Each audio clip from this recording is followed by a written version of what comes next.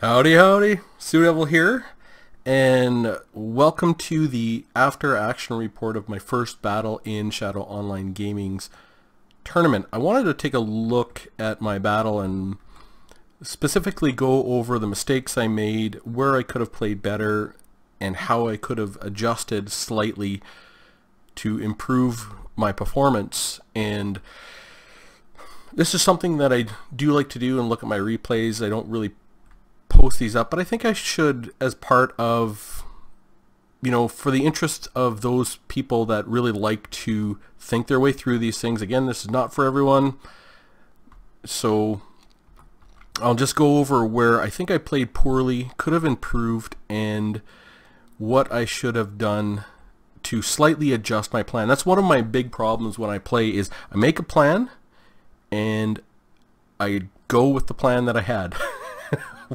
even if the conditions change. So it's very difficult for me to actually adjust to changing conditions on the battlefield, so I have to go back and look at my battles and see where I can improve, and then try and improve my plan for the next time and be aware of more things. Now, my basic plan in this fight was to Vanguard deploy my Pterodon Riders and get in early shots. That was the first thing. Usually Chaos doesn't have a lot in the air, but they can have those Marauder Horsemen with throwing axes, but Shadow doesn't have anything that can affect my Pterodon Riders and really can compete in the sky.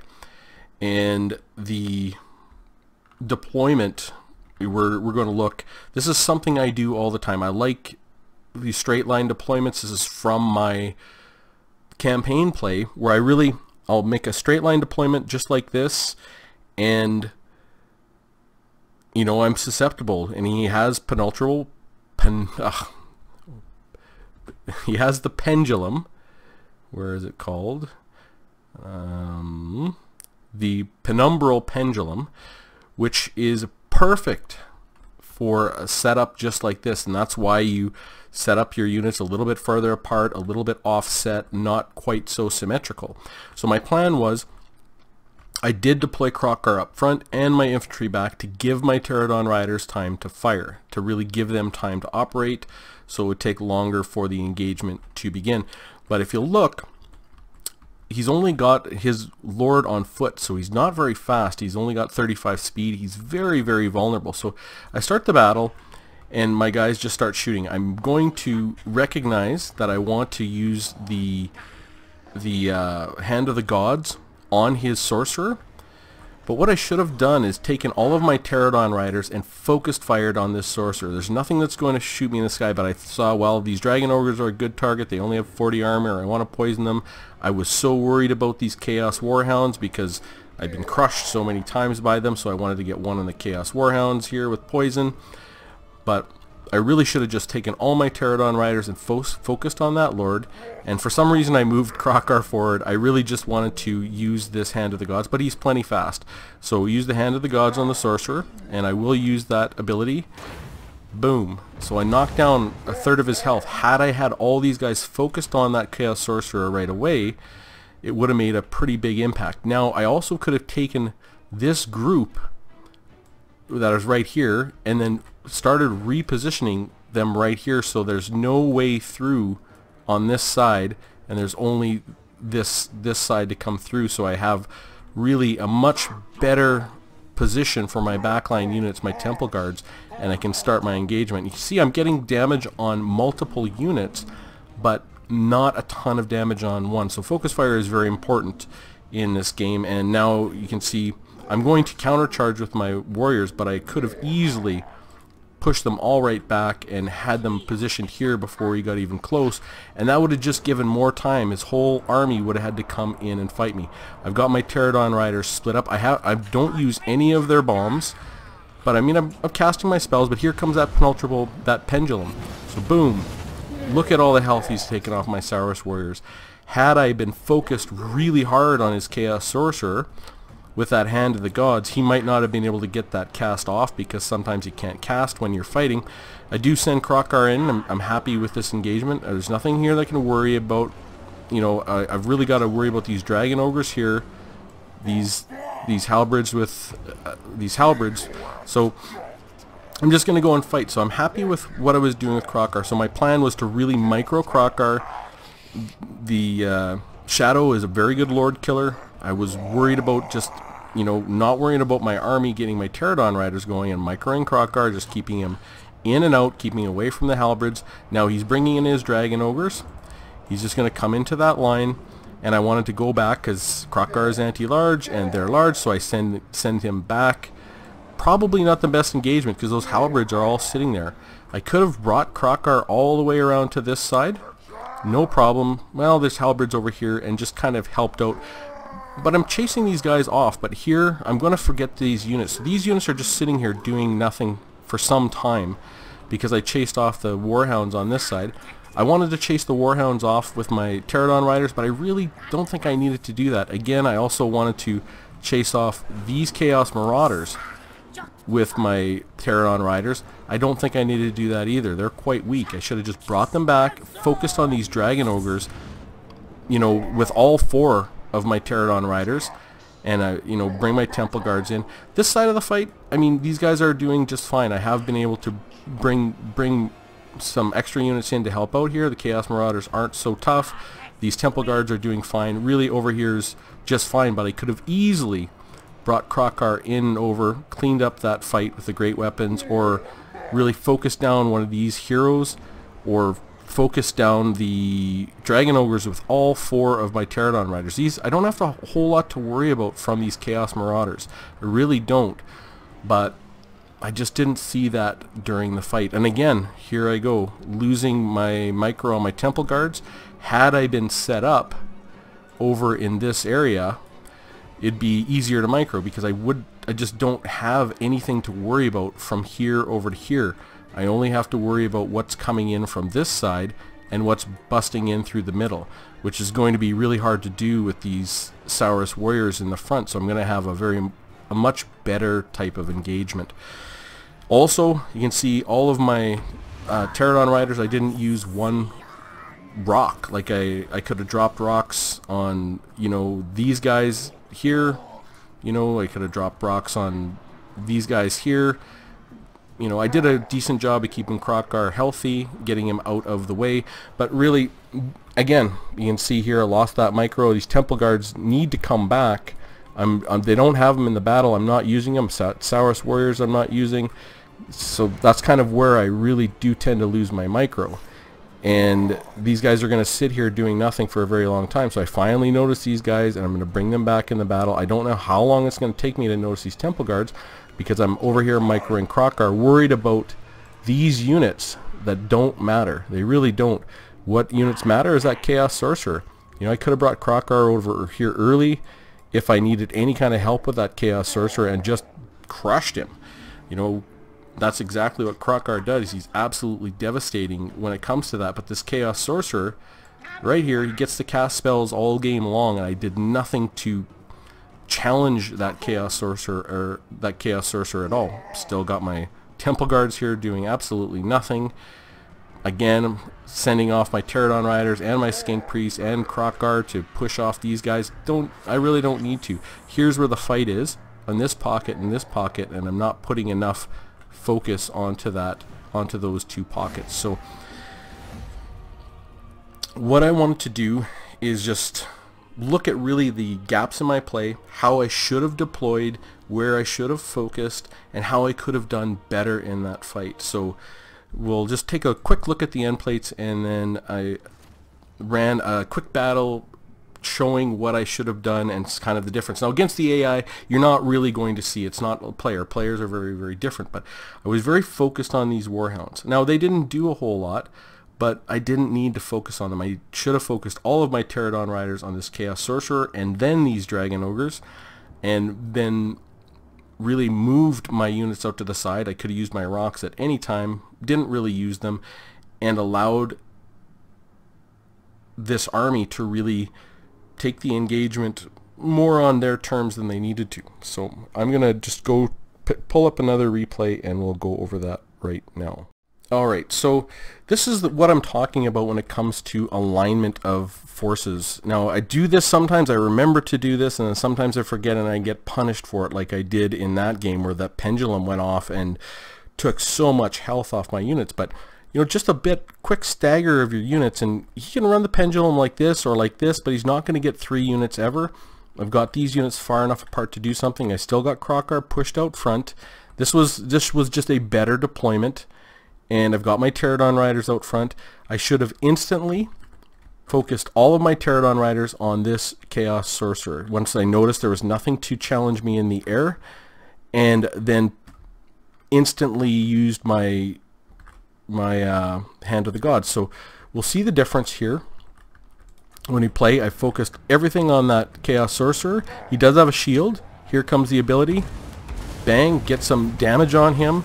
And I'm just going to have all 4 focusing on that Chaos Sorcerer. He's now poisoned. He does have a shield and he does have armor, but I'm going to just take down his health. Look how fast I can take it down. He's got to give his back to somebody.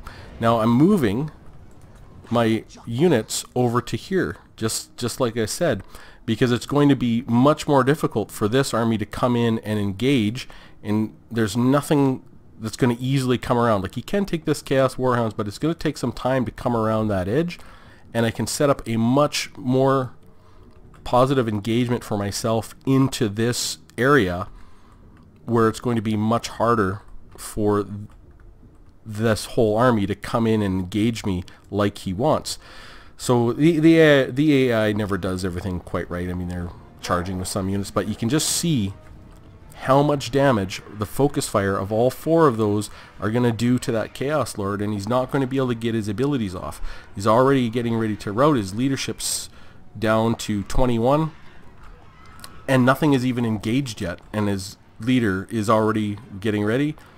No engagement has occurred yet. Bang. The rout on the leader is already started before the engagement has even happened. So you can see the AI is able to get some units past here. You know, so maybe Shadow could have done it, but the basic idea is now I've just pivoted this engagement.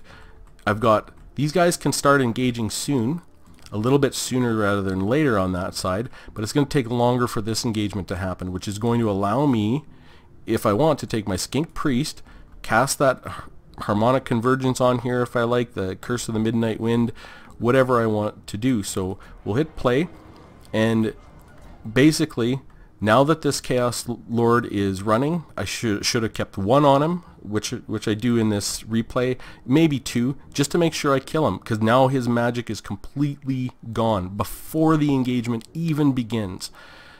And we've still got a long time for the rest of these units to even get into that fight. And the Lord is out because there was nothing to challenge my Pterodon Riders. So now I'm bringing back these Pterodons, and I'm going to focus down these Dragon Ogres and bring in these Temple Guards right after the Dragon Ogres, and then bring in Crockar to fight these Exalted Heroes. Now they're buffed up, I'm buffed up. I think I'm gonna put Harmonic Convergence on Crockar, but I've got the Temple Guards coming into the correct engagement for me in this go. I'm going to come into these Dragon Ogres, and I'm going to start shooting them in the back with these Pterodon Riders. And these Chaos Warhounds are fine, but they're not going to do a whole lot to my Saurus Warriors or my Temple Guards. And we're still, you can see, having some time for that engagement. So you're going to see Crockar is going to do just fine. He's just pummeling that Exalted Hero. These Chaos Warriors are still coming. They're going to get there, the ones with the halberds.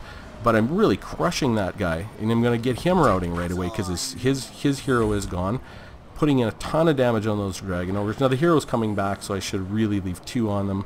I didn't test, but I put the Curse of the Midnight Wind on here with my Saurus Warriors, so these guys are all minus 30 armor. You know, I put that Harmonic Convergence on Crockar, I think, and Swiftness of Itzel. I just wanted to get away from these Chaos Warriors. You know, I'm going to go attack that Exalted Hero. But you can see a ton of pressure with these, putting all 3 Pterodon Riders on here. And I am going to bring my Skink Priest here. I just wanted to get him off and start dropping some rocks. So we'll just go through, but that's really, just wanted to show the difference that I could have made. Like, you can see how much focus I got on those Dragon Ogres. I didn't have to engage them with Crockar. I was able to rout them just with the Pterodon Riders, and it made it really hard for his sorcerer to do anything. You see, I'm still getting Withering Fire on there, and I'm losing some Saurus warriors, but Krokar is doing a heck of a job getting on the right targets and fighting in in kind of the right engagements. The Temple Guards sent them after these guys, and I just wanted to finish them off just to show kind of the difference and the kind of the road is on. And we'll look at the end plates now. This is against the AI, it's not against the player. And this is the one thing that when you do this analysis, you can say, well, I should have done that, I should have done this. And the thing is, other players, that's why competitive is so difficult, because other players don't allow you to do what you want to do all the time. But in this case, because I wasn't challenged in the air, I could have just taken all my Pterodon Riders, focused down his Sorcerer, who got no kills in this example. Shaggoth got even fewer kills. Krokar was in full health, got 35. My Saurus Warrior still did good, and Temple Guard in this example. In the battle, really the losses in the actual fight were close to the same. In this case, they were less than half.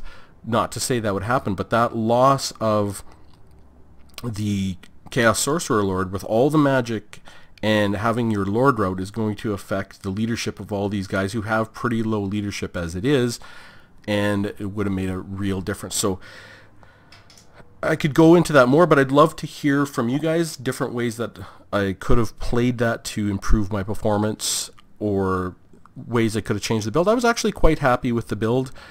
Had Shadow brought Kolek or some Marauder Horsemen, I could have really... I was planning on focusing these guys, all 4 of them, on Marauder Horsemen. That was my plan. So when there was no Marauder Horsemen, I didn't know what to do, so I kind of focused some here, there, and everywhere. And that's where I don't have the ability to easily adjust to the plan on the fly, but I can plan to make decision points. So, as I look at and analyze my own games, I can go back and look at this game, and the next time I would make a plan that, okay, if I get a chance, I'm going to take out their Lord with my Pterodon Riders. If I don't, if I have Marauder Horsemen, I will go after the Marauder Horsemen, or really kind of make a hierarchy of decision points in the plan, which helps me play a little bit better, because I can't make those decisions very effectively on the fly. But I just wanted to show a bit of the after action report, and the post battle analysis on where I played poorly, what I could have done to improve. I think I'm happy with the build. I don't know if this is the best build you can take. Well, I'm sure it's not the best build you can take with the Lizardmen against Chaos. But it worked pretty reasonably for me in this case. Had he brought really heavy infantry, it would have been very different. Had he brought Kolek, it's different. Like you never can get it precisely. There's not one build to beat them all. And in this case, this worked really well with the Pterodon Riders, because there were no Marauder Horsemen with throwing axes to compete with them in the sky. There was no Manticore or anything like that, so it was pretty safe. And even with that Chaos Sorcerer having so much protection from missile, you could see missile infantry, and these guys not doing armor piercing, you could see how fast they took him down when I used the Hand of the Gods with Krokar in that case, and it made a massive impact on the morale of the entire army. So one to think about. It's my own learning process. I'd love to hear comments. I love comments. I love hearing what you guys think and how you analyze games and how you think your way through these things and what you see. They always help me learn and improve my own play, or think about things from a different perspective. Or if you like the army and the way it was put together, and that positive feedback is always very, very good too. So hope you found that interesting, and I will see you soon.